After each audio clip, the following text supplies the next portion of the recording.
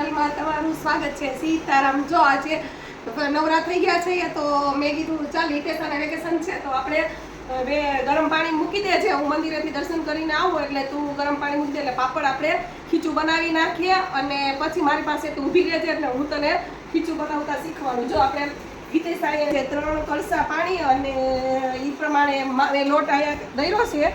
હવે એમાં આપણે નાખી દઈએ. 1 મિનિટ આપણે એમાં ટીમના તપેલામાં ફેરવી નાખવાનું છે. સ્ટીલમાં ખીચું સારું ખાતું નથી એટલે આપણે આમ જો આમ ફેરવી નાખ્યું છે. આ પાણી ઝડપથી ગરમ થાય એટલે એમાં આ 1 ચમચી ખારો છે, પાપડીયો ખારો. આપણે 1 ચમચી માટે થોડુંક આ ખારો આમાં નાખેલો છે. થોડુંક આપણે જીરું નાખીએ, સાદા સિંધાવ મીઠું છે જે આપણે 3 કળશા પાણી છે એટલે 1 ચમચી ને માથે સ્વાદ અનુસાર આપણે 1.5 ચમચી આમાં મીઠું નાખી દઈએ અને મદદ કરાવું ફેરવી જા ધીમે ધીમે. જો હાલો હિતેશા પાણી નાખવા લોટ નાખવા માંડી વેર. તો આમ પાણી ગરમ આપણે થઈ ગયું હોય ને આમ ફેરવતું જવાનું એટલે ખીચું સારું થાય, ગાંઠા નહીં થાય. જો આમ અને જો આપણે જે રીતના ફાવે ને એ રીતના આપણે ખીચું કરવાનું. કોઈને સાવ ઢીલું ફાવે, કોઈને મીડિયમ ફાવે. જો ધ્યાન રાખવાનું. નાખજો હલાવી નાખ્યું છે અને સેજ આમ અડી લેવાનું. જરીક આપણે આ તેલ એમાં નાખી અને હલાવી નાખશું.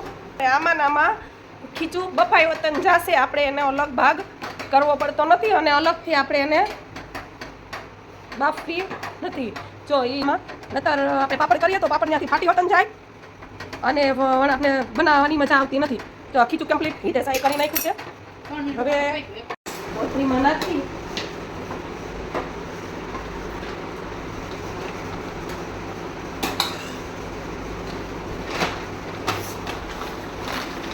જો હવે કોથમીરમાં નાખી અને એને આમ આપણે ઊની નાખીએ એટલે પાપડ થાય એકદમ મસ્ત.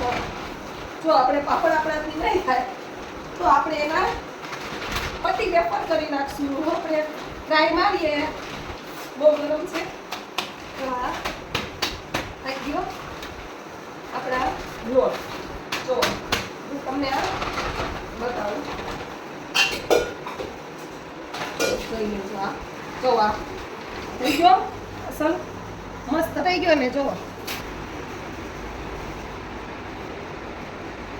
આ પાપડ બનાવવા માટે ખીચું થઈ ગયું તૈયાર.